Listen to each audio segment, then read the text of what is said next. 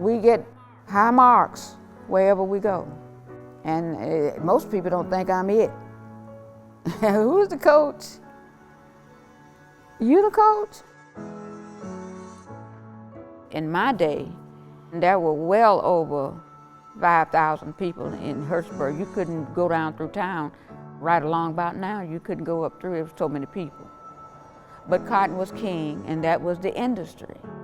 And you could see it just going away. The kids here attend a consolidated high school. There's one high school in the county. And you have a guy who can actually play basketball, but his academics are not what it should be, or his attitude is not what it should be. So he's cut.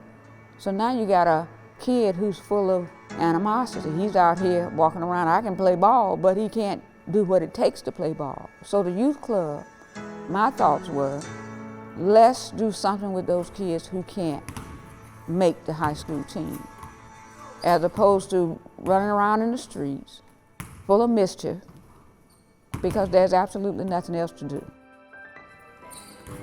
She has a heart to win, and winning is not just in the sport. She want to impact them to be a great people in the community, because she understands the struggle and what it's going to take to overcome. She's a vital part of this community. Where she lives, approximately probably about 35, 40 miles. But she comes here if they give her a call and say, hey, Miss Charlean, will you open up the gym for us? If they call and say, I can't get there, I'll just leave home early enough to go by somebody's house. You might have to go 5 or 6 miles, sometimes 10 miles out of your way to pick a kid up. But if they see the need and want to be involved enough to call and say, I don't have a way, I'll make sure they get away. Charlean and them had a full court outside on the dirt that we went and played every day after school until we got to this point. You didn't get paid for none of this. This is all volunteer. She pushed her to the limit, like she don't want us to settle for less. She buy all of their uniforms. When we leave, she buy all of their food, whatever they want to drink. She do whatever it takes for those kids to encourage them to do well. She didn't set out to make the next NBA or NFL sports figures. It was all about helping kids to understand they are important, creating hope for their future. That's my mentality. I don't see failure.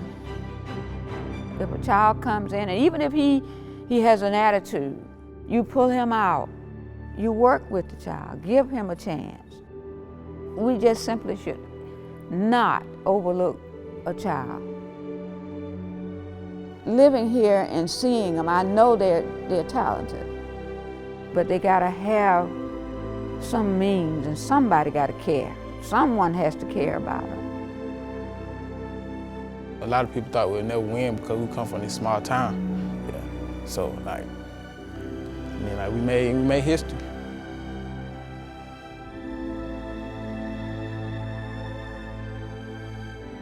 It's just a passion with me, I guess. I guess it's my calling, but this is what I do, and I try to do it well.